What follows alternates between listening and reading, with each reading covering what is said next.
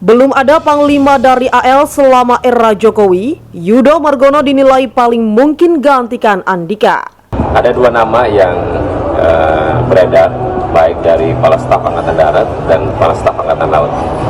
Nah, semoga Pak Presiden memilih dengan urutan yang memang seharusnya, yaitu dari Angkatan Laut. Karena 2012 terakhir, Tongkat Komando Panglima TNI dari Angkatan Laut. Lagi saya sampaikan itu adalah hak prerogatif Presiden. Jadi jangan disebut-sebut, jangan diande-ande. Ya sudah, kita serahkan pada Bapak Presiden yang memiliki kewenangan, yang boleh hak prerogatif untuk menunjuk Panglima TNI ke depan. Berdasarkan opsi ini, maka Pak Jokowi bisa terlebih dahulu mengangkat Pak Yudo sebagai Panglima TNI di tahun ini. Bukan saya saja, semua prajurit kalau diperintah ditunjuk pasti akan siap. Kayak gitu. Saya yakin jawabannya nanti semua prajurit ini ditanya, kamu siap? Pasti siap. Tentang calon Panglima TNI, prinsipnya kami menghormati apa yang menjadi hak prerogatif Presiden untuk menunjuk calon Panglima pilihan Presiden. Belum ada panglima dari AL selama era Jokowi, Yudo Margono dinilai paling mungkin gantikan Andika. Pengamat militer dari Institute for Security and Strategic Studies, Khairul Fahmi, menilai Kepala Staf Angkatan Laut Laksamana Yudo Margono punya peluang paling besar untuk menjadi Panglima TNI, menggantikan Jenderal Andika Perkasa yang segera memasuki masa pensiun.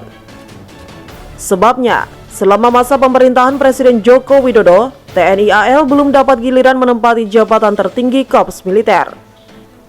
Selama masa pemerintahan Presiden Jokowi, belum pernah ada panglima dari lingkungan TNI AL, kata Fahmi, Selasa 22 November 2022.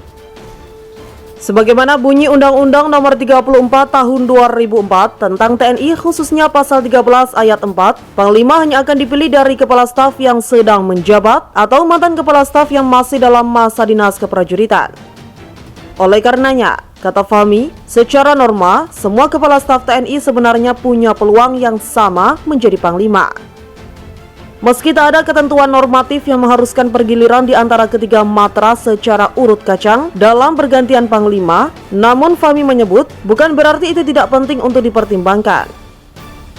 Boleh dong kita berharap jangan sampai ada yang merasa dianaktirkan atau berkurang kebanggaannya hingga berpotensi menimbulkan kekecewaan terpendam di bawah permukaan yang kemudian berpotensi menghadirkan kerawanan bagi soliditas TNI terlebih stabilitas nasional, ujarnya. Fahmi mengatakan, usulan calon Panglima TNI menjadi hak prerogatif Presiden. Ada banyak aspek dan kepentingan nasional yang bakal jadi pertimbangan kepala negara terkait ini. Selanjutnya, Presiden akan mengusulkan nama calon Panglima ke DPR untuk mendapatkan persetujuan. Siapapun yang kelak diusulkan sebagai calon Panglima TNI mengganti Jenderal Andika Perkasa, menurut Fahmi paling penting solid dan loyal menjalankan tugas. Ini soal kelayakan, kepatutan, dan kesetaraan peluang saja. Selama usulan nama belum keluar dari kantong Presiden, siapapun boleh punya ambisi dan publik boleh menebak-nebak, tuturnya. Sebagaimana diketahui, Jenderal Andika Perkasa akan memasuki masa pensiun pada Desember mendatang. Kepala Staf Kepresidenan Muldoko mengatakan, Presiden Jokowi segera mengirimkan surat Presiden pergantian Panglima TNI. Namun ia belum dapat memastikan kapan surat itu dikirimkan oleh pemerintah ke parlemen. Ketua DPR Puan Maharani pun sudah menagih Jokowi agar surprise segera dikirimkan sebelum masa reses DPR. Ia percaya Jokowi telah mempertimbangkan banyak hal sebelum menentukan figur pengganti Andika.